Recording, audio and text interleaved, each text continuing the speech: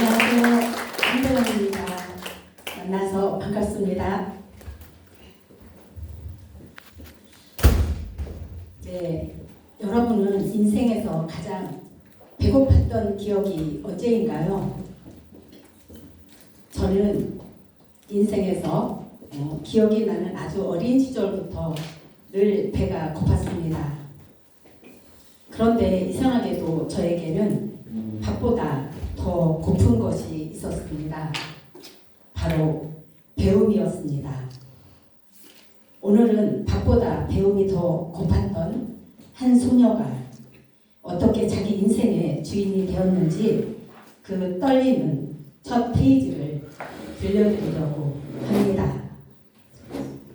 제 고향은 충남 서천의 아주 깊은 산골 마을입니다. 저는 그곳에서 5남매 중 맏딸로 태어났어요. 저는 아버지의 사랑을 독차지하며 자랐습니다. 아버지는 저를 얼마나 자랑하고 싶으셨는지 늘 어디를 가든 항상 저를 데리고 다니셨어요. 아버지 무릎에 앉아 한글을 깨우치던 기억이 지금도 생생합니다. 배우는 게 세상에서 가장 즐겁다는 걸 그때 알게 되었습니다. 그런데 어느 날 행복했던 우리 집에 시련이 찾아왔습니다. 아버지가 갑자기 쓰러지신 겁니다. 수술비를 대느라 논이며 밭이며 집까지 전부 팔아야 했습니다. 기적적으로 아버지의 목숨은 건지셨지만 우리 가족은 하루아침에 끼니를 걱정하는 처지가 되고 말았습니다. 저는 6살 때부터 동생을 업었습니다. 저보다 4살 어린 동생을 시작으로 초등학교 내내 제 등이 마를 날이 없었어요. 여러분, 그때는 요즘같이 일회용 기저귀가 없었잖아요. 다 천기저귀였죠. 동생이 오줌을 한 번만 싸도 제 등이 뜨끈해졌다가 또 금세 차갑게 식었습니다. 특히 농번기에는 아예 학교를 갈 수가 없었어요. 동생들 돌보는 건 괜찮았는데 학교에 못 가는 건 정말 죽기보다 싫었습니다. 동생을 업고 학교에 단숨에 달려가서 창문 너머로 교실을 바라보며 울었습니다. 저는 아버지는 병약해서 힘든 일을 못하셨지만 늘 책을 읽고 공부를 하셨어요. 그런데 제게 이런 말씀을 하셨습니다. 사람은 밥은 굶어도 배워야 한다. 그 말씀이 어린 제 가슴에 아주 강하게 꽂혔습니다. 60년이 지난 지금까지도 그 목소리가 귓가에 쟁쟁합니다. 제가 굽이굽이 돌아 박사학위를 따기까지 그건 아마도 젖은 등을 한 채 교실 밖에서 서성이던 그 어린 소녀에게 아버지가 주신 인생의 주문이었나 봅니다. 친구들이 설레는 얼굴로 중학교 입학 원서를 쓸 때 저는 말로 다 못할 슬픔을 느꼈습니다. 하지만 형편을 너무 잘 알기에 원망할 수도 없었죠. 결국 제 손에는 입학 통지서 대신 서울행 기차표 한 장이 지어졌습니다. 14살 어린 나이에 남의 집 아이를 돌보러 서울로 올라갔습니다. 기차 안에서 창밖을 보며 얼마나 울었는지 모릅니다. 그래도 딱 하나 붙잡고 버텼습니다. 1년만 버티면 학교에 갈 수 있다는 그 희망 하나로 버텼습니다. 그리고 지금 돌아보니 알겠습니다. 그때 남의 집 아이를 품에 안고 울던 그 시간이 제 인생이 아이들을 품고 사는 삶으로 향하는 예고편이었다는 것을요. 인력지 대품엔 소중한 봉투가 있었습니다. 중학교 입학금이었죠. 이제 나도 교복을 입을 수 있구나. 가슴이 벅차 돌아왔지만 집안 형편은 더 참혹했습니다. 아버지 약값조차 없었거든요. 여러분, 제가 어떻게 했을까요? 그 귀한 입학금을 제 손으로 꺼내 아버지 약값으로 내놓아야 했습니다. 제 인생에서 가장 크게 울고 싶었던 순간이었지만 아픈 아버지 앞에서 차마 울을 수가 없더라고요.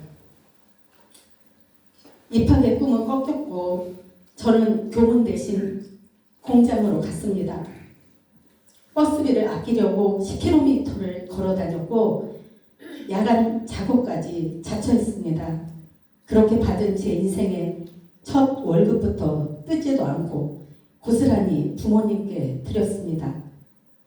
하지만 제 머릿속엔 오직 한 생각뿐이었어요. 어떻게 하면 학교에 갈 수 있을까? 공장 작업복을 입은 제 모습이 부끄러웠고 길에서 마주치는 교복 입은 친구들이 세상에서 제일 부러웠습니다. 그러던 어느 날 점심시간에 공장 스피커를 통해 흘러나온 학생 모집 광고에 귀가 번쩍 뜨였습니다. 저는 그 길로 작업복을 입은 채 앞뒤 가리지 않고 달려갔습니다. 처음엔 너무 어려서 안 된다고 거절당했지만 저는 몇 번을 다시 찾아가 인사 담당자를 붙잡고 울며 매달렸습니다. 학교에만 다닐 수 있게 해주면 뭐든 다 하겠다고요. 그 간절함이 통했는지 드디어 기회를 얻어냈습니다. 중고교 6년 2190일 동안 저는 학생이 된 것만으로도 너무 감사해서 죽을 힘을 다해 일하고 공부했습니다. 남들은 그 주경야독이 얼마나 힘들었겠냐고 웃습니다. 하지만 제 인생에서 가장 행복했다고 물으신다면 망설임 없이 답할 겁니다. 바로 그때가 제 생에 가장 행복하고 희망에 찬 시간이었습니다. 고등학교를 졸업할 때 전액 장학생으로 대학에 갈 기회가 있었습니다. 하지만 저는 맞다리였습니다. 결국 그 기회를 내려놓고 월급이 많은 독일계 반도체 회사에 입사했습니다. 고생 끝에 낙이 온다는 말처럼 번듯한 직장에 다니는 딸을 자랑스럽게 여기던 부모님의 모습은 제 인생을 지탱하는 힘이었습니다. 그리고 저는 또 한 번 철없는 사랑 앞에서 제 꿈을 내려놓았습니다. 태어나 처음 만난 남자에게 제 마음을 다 주어버린 겁니다. 모두가 반대하는 사랑이었지만 저는 그 사랑 앞에 무릎을 꿇었습니다. 고생해서 얻은 직장도 꿈에 그리던 대학도 뒤로 한 채 아무것도 가진 것 없는 한 남자를 따라 길을 나섰습니다. 그렇게 시작한 결혼 생활 5년쯤 지났을 때였습니다. 퇴근해서 지쳐서 잠든 남편의 얼굴을 보며 문득 이런 생각이 났습니다. 이 사람이 쓰러진다면 내가 우리 가족을 위해 무엇을 할 수 있을까? 그 순간 잠들어 있던 제 아내 지혜가 깨어났습니다. 가족의 짐을 나누며 제 배움의 한도 풀 수 있는 길, 바로 유아교육이었습니다. 방송통신대학교 합격 소식을 전화로 듣던 날 저는 수화기를 든 채 30분을 엉엉 울었습니다. 미루어 두었던 대학 공부를 다시 할 수 있다는 감격이었습니다. 3살 되기 아들을 등에 업고 보충 수업 한 번 빠지지 않으며 4년 만에 자격증을 땄습니다. 하지만 유치원 선생님의 꿈은 남편의 반대로 접어야 했습니다. 그 자격증은 장롱 속에 붙였고 그렇게 저는 20여 년을 전업주부로 살았습니다. 인생은 알 수 없습니다. 안정을 찾았다고 생각한 순간 감당하기 힘든 경제적 위기가 닥쳤습니다. 저는 주저앉아 있을 수 없었습니다. 그 옛날 남편의 지친 얼굴을 보고 미리 준비해 두었던 장롱 속에 유치원 전교사 자격증을 꺼내 40대 후반 늦은 나이에 세상 밖으로 나갔습니다. 그 낡은 종이 한 장이 무너져가는 저희 가족의 생명줄이 되었습니다. 살기 위해 시작한 일이었지만 아이들과 함께 있을 때만큼은 세상 모든 근심이 사라졌습니다. 그렇게 3년이 지나자 확신이 생겼습니다. 내가 직접 해보자. 부족한 상황에서도 어린이집을 개원했습니다. 주변에서는 오래 못 갈 거라고 했습니다. 하지만 저는 단 한 번도 망할 거라고 생각해 본 적이 없습니다. 그리고 결과는 기적이었습니다. 개원 이듬해부터 정원이 꽉 찼고 저의 진심은 마을로 퍼져나갔습니다. 20년 넘게 전업주부로 살던 제가 당당한 경영자가 되어 제 이름으로 살아가기 시작했습니다. 어린이집의 안정을 찾자 제 안에서 채워지지 않은 갈증이 다시 고개를 들었습니다. 바로 대학원 진학이었습니다. 미뤄뒀던 그 길을 마침내 제 힘으로 도전했습니다. 그리고 사회복지학 석사, 박사 학위를 취득했습니다. 그 시간 동안 제게 주말이나 휴일은 없었습니다. 박사 가운을 입던 날 수십 년 가슴에 맺혀있던 배움의 한이 눈 녹듯 사라졌습니다. 저는 속으로 크게 외쳤습니다. 나도 해냈다. 보영아, 너도 해냈어.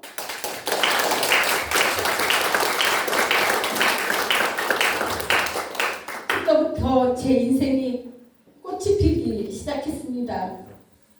브런치 작가가 되었고 양평군 문학상 수필부분에서 대상을 받았습니다. 사실 저는 남 앞에 서면 덜덜 떨던 아주 내향적인 사람이었습니다. 지금도 떨고 있습니다. 하지만 이제는 제 안에 당당함이 생겼습니다. 돌아보니 가혹했던 고난은 저를 무너뜨린 게 아니라 더 높은 곳으로 밀어 올려준 축복이었습니다. 여러분, 박사 가운을 입고 거울 앞에 섰을 때 제 지난 삶의 장면들이 파노라마처럼 스쳐 지나갔습니다. 6살 때부터 동생을 업어 등을 적셨던 날들, 14살 어린 나이에 남의 집 아기를 돌보며 울던 시간들, 그때는 그것이 그저 고생인 줄 알았습니다. 그런데 지금 보니 그 모든 시간들이 저를 이끌어 아이들을 품고 사는 삶으로 데려왔습니다. 그리고 제가 잊고 있던 어린 시절의 꿈 하나가 떠올랐습니다. 선생님이 되는 것. 교문 앞에서 멈춰야 했던 그 아이가 지금은 강단에 서 있는 교수가 되었고 아이들의 첫 스승이 되었습니다. 결국 그 가시밭길은 저를 괴롭히던 길이 아니라 제 꿈으로 데려가기 위해 준비된 길이었습니다.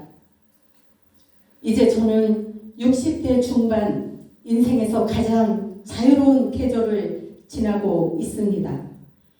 매일 아침 긍정학원으로 하루를 시작하고 아이들과 웃으며 하루를 살아갑니다. 여러분, 고난을 원망하지 않고 최선을 다한다면 꿈은 반드시 이루어집니다. 그리고 저는 깨달았습니다. 행복은 결국 내 마음속에 있다는 것을. 삶은 그저 늙어가는 것이 아니라 가장 아름답게 익어가는 것이라는 것을요. 돌아보니 이 모든 것은 제 노력만이 아니라 은혜였습니다. 그래서 이제야 일상의 작은 것들이 보이고 하루하루가 그저 감사합니다. 마지막으로 제 60여 년의 세월을 꿋꿋하게 걸어온 저 자신에게 꼭 이 말을 해주고 싶습니다. 보영아, 참 애썼다. 고맙다. 사랑한다.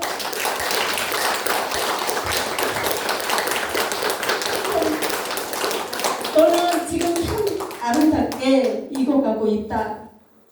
여러분의 인생도 가장 아름답게 익어가길 진심으로 응원합니다. 나를 사랑하고 세상을 껴안는 곳, 그곳에서 진짜 행복이 시작됩니다. 지금까지 황보영이었습니다. 감사합니다.